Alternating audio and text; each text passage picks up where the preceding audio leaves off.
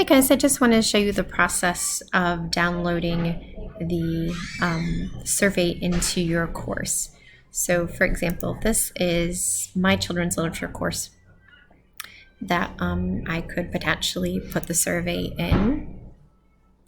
And so if I were to come down to course tools,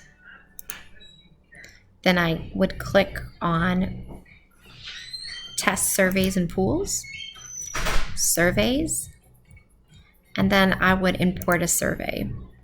I would find it on my desktop. It's where my file is.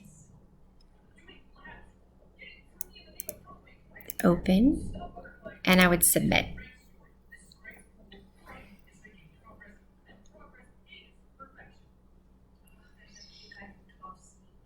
And from there, what I would need to do is I could put it in here. So I would add the survey, find it,